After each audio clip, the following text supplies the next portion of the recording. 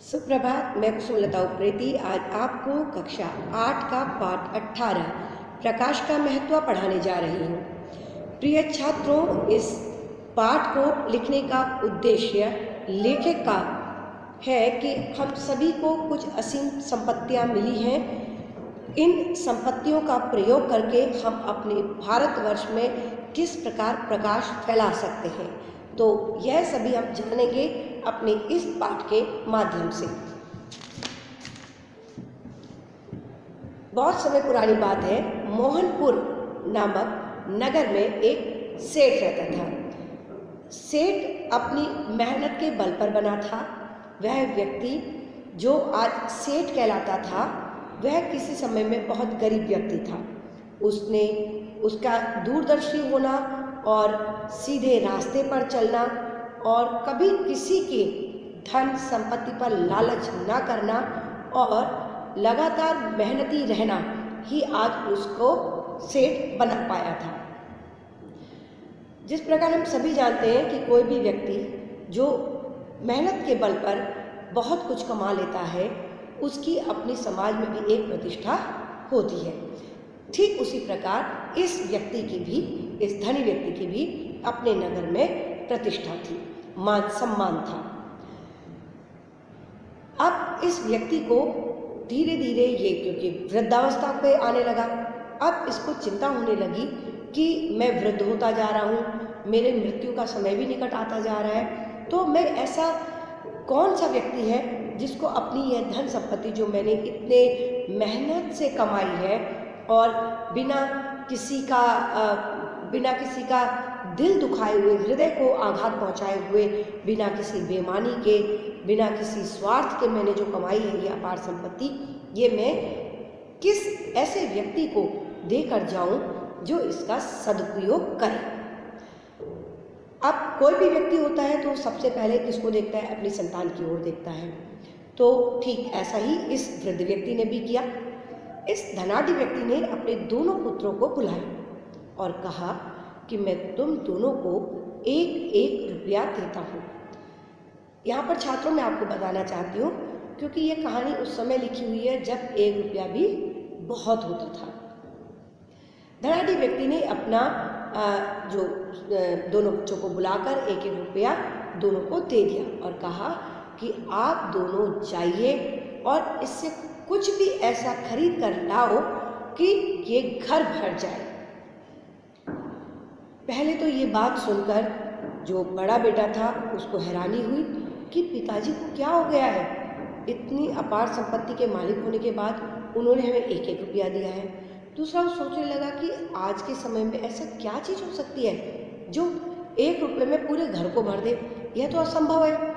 खैर, ऐसा सोचता हुआ वह बाहर गया और बाहर घूमता रहा, देखता रहा कैसी क्या चीज़ खरीदूं जिससे कि 1 रुपये में वह घर भर जाए। और साथ ही पिता ने यह भी कह दिया था कि इस 1 रुपये से अधिक धन नहीं लगना चाहिए। अब उस बच्चे को लगने लगा, उस व्यक्ति को लगने लगा, उसके पहले बेटे को, कि शायद पिताजी की मानसिक हालत ठीक नहीं है, वरना 1 रुपये में ऐसा क्या आ सकता है जिससे पूरा घर भर जाए। पर वह ऐसे सोच ही रहा था। चलते चलते चलते वह एक ऐसी जगह पहुंचा जहां पर भूसे का कारोबार होता था। अब उसने भूसे का दाम पूछा।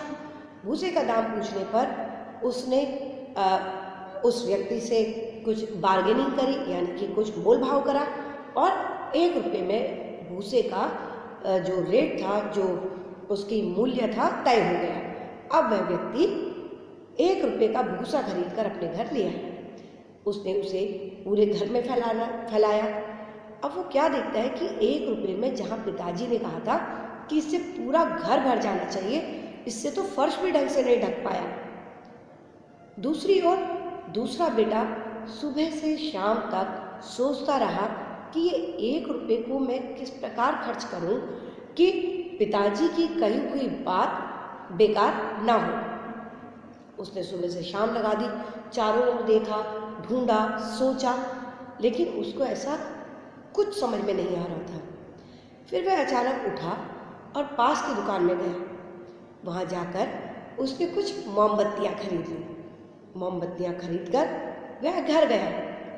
जब पहला बेटा फर्श पर भूसे को बिछा रहा था, तब वृद्ध व्यक्ति, धनाढ़ व्यक्ति वहीं पर था।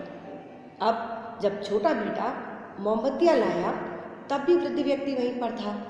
छोटे बेटे ने वह मोमबत्तियाँ हर कमरे में लगा दी, 2-2, 3-3 मोमबत्तियाँ हर कमरे में लगा दी और उनको जला दिया। जलाते ही पूरा कमरा, पूरा घर प्रकाश से भर गया। उसकी बुद्धिमानी को देखकर धनाढ़ व्यक्ति समझ गया कि मुझे अपने इस धन के लिए सही वारिस कौन है वह मिल गया है। अर्थात उसे अपने दूसरे बेटे पर विश्वास हो गया कि जो भी संपत्ति मैं इसको देकर जाऊंगा वह इसका बुद्धि का प्रयोग करके सदुपयोग करेगा। यहाँ पर छात्रों ये कहानी खत्म हो जाती है, लेकिन इस कहानी के माध्यम से लेखक जो हमें बताना चाहता है वह मैं आपको पढ़कर बता रही हूँ। हम सभी एक बड़े घर में रहते हैं जिसे भारतवर्ष कहते हैं। हम में से प्रत्येक को, कुछ को 1 रुपया, कुछ को 2 रुपये, कुछ को 3 और कुछ को उससे भी अधिक रुपए दिए गए हैं। ये ऐसे रुपए नहीं हैं जिनसे हम कोई वस्तु खरीद सकें, अपितु ये विभिन्न शक्तियाँ हैं जो हमें दी गई हैं। हम में से प्रत्येक के पास शारीरिक शक्ति, बौद्धिक योग्यता और चारित्रिक बल है। हम में से प्रत्येक के पास शक्ति, समय और बुद्धि है जिनका प्रयोग किया जा सकता है। यदि हम अच्छे नागरिक बनना चाहते हैं तो हमें अपनी शक्तियों और योग्यताओं का प्रयोग अपने देश के कोने कोने में प्रकाश फैलाने के काम में लगा देना चाहिए।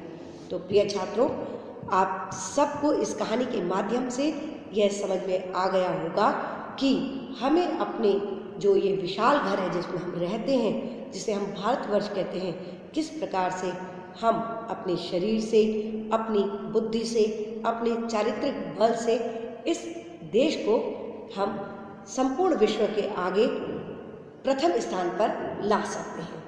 आशा है आपको यह पाठ इस कहानी के माध्यम से समझ आ गया होगा। आप सभी छात्र अपने अपने घरों पर इस पाठ को एक बार फिर से पढ़ें, ध्यानपूर्वक पढ़ें और इसमें जो प्रश्न उत्तर हैं उनको ढूंढने का प्रयास करें। धन्यवाद।